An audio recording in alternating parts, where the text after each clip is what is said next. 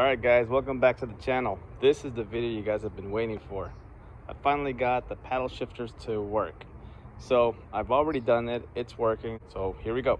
You want to make sure you disconnect the negative pole on your battery. You can do that by using a 10mm socket. Here are the tools that I used. A 7mm driver and a small precision screwdriver. First you got to start by removing 2 screws underneath the glove box. There's one right here, and there's one right here on this side. There's one additional screw right up here. So after all 3 screws are removed, you just want to go ahead and remove this, which comes right down like that. And there's going to be one more screw inside of here. And the screw is right up in there. Right there. After that screw is removed from down up there, go ahead and bring this down. So I might have to move this around a little bit just to get it to come down. It's going to take some little bit of work, but it's possible. After you break this free by moving it back and forth, there's actually a wire harness that's attached right here, which all we got to do is push up that little black clip right there in order to release that harness. There's another clip connector that you got to disconnect in order to have this thing drop down. With this out of the way, now we have access towards the back. Then you can go ahead and continue by disconnecting these terminals from up here. Okay, now we're going to go ahead and remove this trim here to have access back there and to pull back the carpet.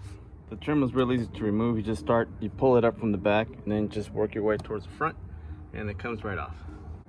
So there's one thing you guys got to keep in mind is that you are probably going to have to sacrifice a little bit of your carpet when you pull it back, because it is going to rip the insulation just like that.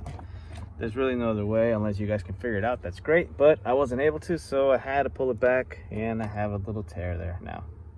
Now we're going to go ahead and remove these here, and you simply do that by pulling up on this and pulling the wire out.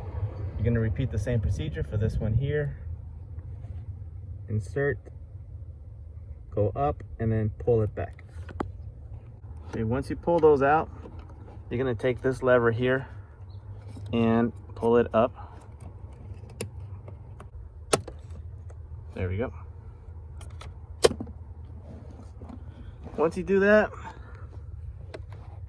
you'll have access to this wire here. Here's the connection you're going to want to make. Bottom left, purple and yellow wire. And this is at the terminal that's right next to the kick panel. And for the other terminal, it's going to be right there on that green terminal. And that's going to be on terminal number 21. You can see my red wire that I shoved in there to make a connection. That's the crevice number 21 BCM X3 connector. So right where you see that 21, that's where we got to insert the wire. And of course, being that I put an 18-gauge solid in there while I put a smaller stranded cable to this wire here, I just used a little wire nut to put them together, again, for testing purposes. And that's it. That's all you pretty much need to make your paddle shifters work on your Cadillac ATS. And once you put everything back together, you'll get it all buttoned up nice and neat, just the way it was before. Okay, so now we're testing out the shifters here on the freeway. And while you're in drive, I'm going to activate one of the paddles here.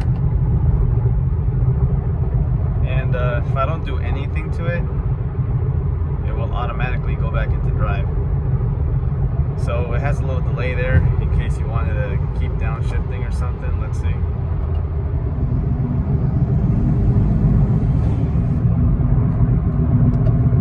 Alright, there's 7.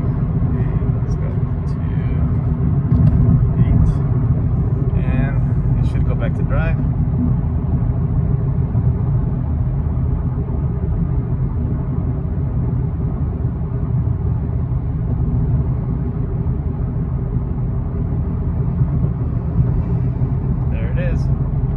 Back to drive on its own. That's while you're in drive. But if you're in manual mode, you'll have to put it in there manually by shifting it over. cover, and it stays and it still functions.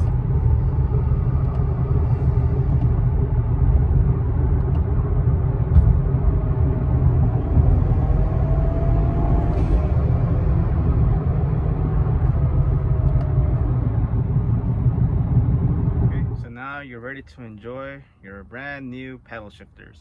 Hope this video was helpful, and see you guys in the next one.